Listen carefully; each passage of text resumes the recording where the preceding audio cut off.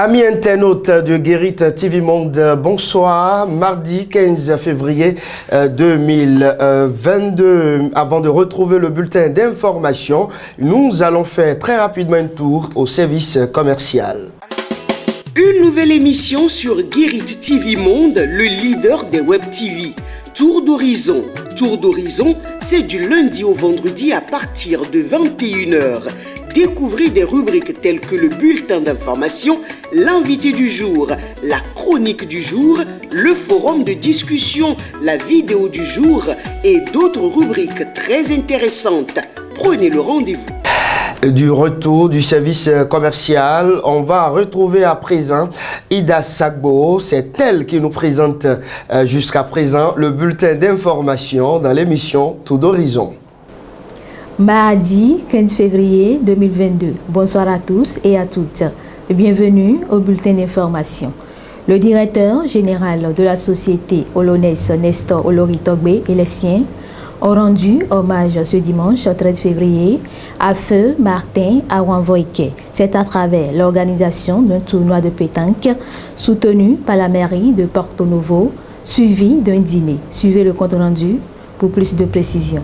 Grand tournoi de pétanque à Porto Novo pour rendre hommage au Feu Martin Awanvoike. Organisé par le directeur général de la société Olonès, la compétition a réuni 58 équipes qui se sont affrontées ce dimanche 13 février.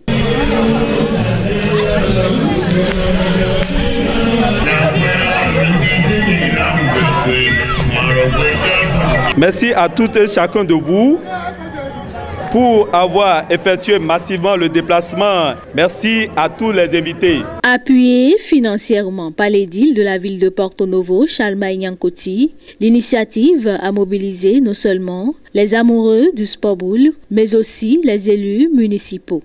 Merci de nous avoir associés à cette noble cause. C'est toujours une fierté pour nous de venir participer à ce tournoi parce que c'est un sport que tout le monde ne connaît pas. On ne peut que vous encourager et souhaiter que ces gens d'organisation se pérennisent beaucoup plus à Porto Novo et précisément dans le 2e arrondissement. Au nom de la fédération, je tiens à remercier la Ligue Premier Plateau ainsi que toutes les associations sportives pour ce qu'ils font pour le bien-être, pour le développement de notre sport. Les fois à venir, je vais inviter les autres présidents également, les autres clubs, les autres associations Lomé Plateau à emboîter le pas au club de Météor. Monsieur Jamilou, je tiens à vous remercier pour tout ce que vous faites pour redonner le blason de notre discipline dans notre département. Au terme des différentes rencontres, des médailles et trophées ont été remis aux deux équipes finalistes. Paris gagné pour Nestor Olori-Togbe du Météor Club, qui n'a pas manqué de communier avec les invités présents pour la circonstance.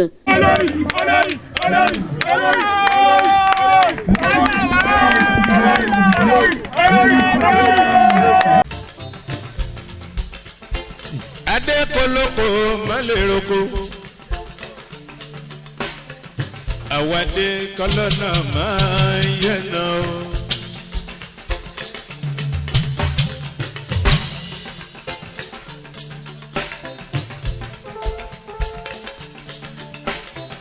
Ìbà Ọlọ́run ìbà èèyàn Ìbà Ọlọ́run ìbà èèyàn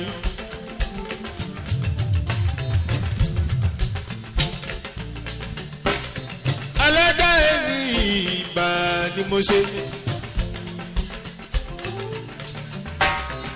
ọlọ́jọ́ ẹni ìbà ni mo ṣe.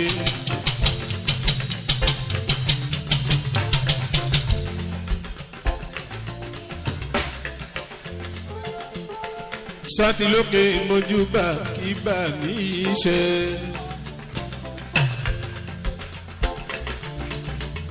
Ìbà fún Olúọ̀run, ìbà fún Olúọba.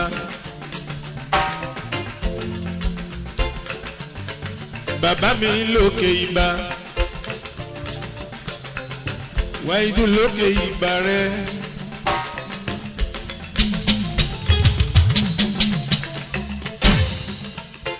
Ìbà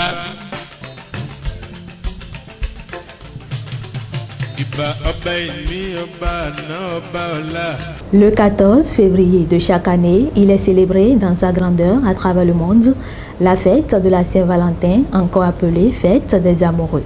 Les couleurs rouges et blanches, des mots doux et des cadeaux sont à l'honneur. Quelle importance revêt cette célébration pour les citoyens de la ville capitale? Écoutons quelques-uns. C'est la fête des amoureux, comme naturellement on a l'habitude de le dire. Cette fête qui est la fête Valentin, c'est un peu l'âge.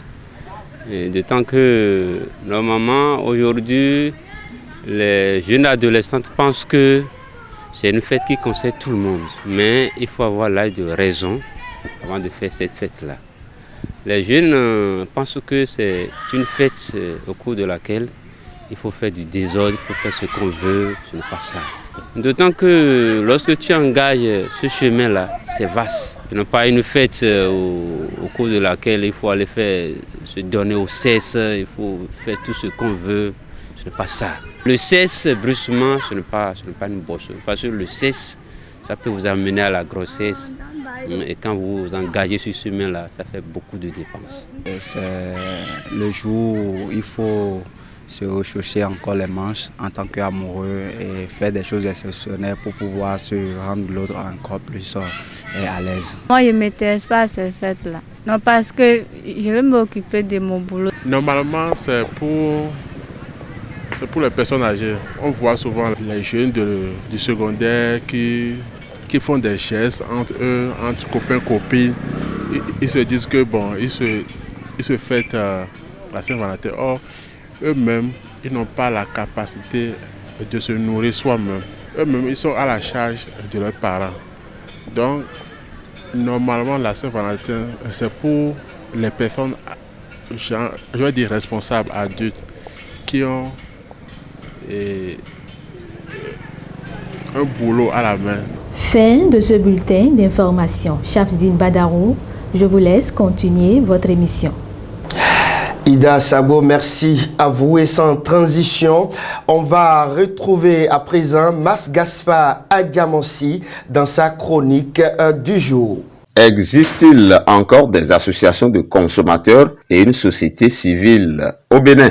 C'est une question qui mérite d'être posée. Et tellement ces associations sont absentes désormais de presque tous les débats au plan national. Et pourtant, la société civile se définit entre autres comme l'ensemble des associations à caractère non gouvernemental et à but non lucratif qui agissent comme groupe de pression pour influencer les politiques gouvernementales dans un sens favorable aux intérêts des populations. Quelles pressions exerce la société civile béninoise pour influencer les politiques gouvernementales dans notre pays?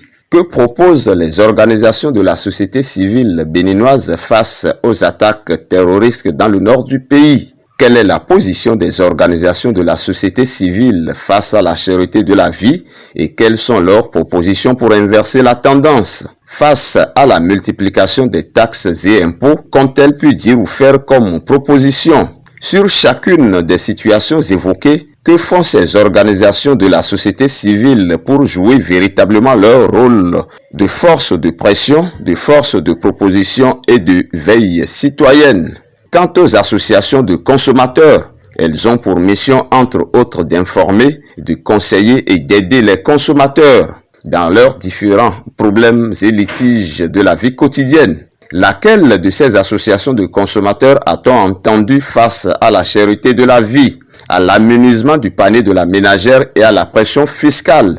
Laquelle de ces associations de consommateurs a levé le petit doigt, ne serait-ce que pour informer ou orienter le consommateur béninois face à l'exagération, par exemple, des opérateurs GSM? Les organisations de la société civile béninoise demeurent absentes généralement des débats d'intérêt pour le peuple. Il en est de même des associations de défense des consommateurs qui se sont muées dans un silence inquiétant et qui sont insensibles désormais aux problèmes et difficultés des Béninois. Les responsables de ces structures préfèrent désormais s'inviter dans les débats de politique politicienne, ce qui fait dire à certains et que ces associations de consommateurs et ses organisations de la société civile sont désormais des appendices de certains partis politiques ou des garants des intérêts particuliers et privés. Pour retrouver leur crédibilité, ces associations doivent simplement changer de fusil d'épaule et retrouver la vocation première ayant conduit à leur création.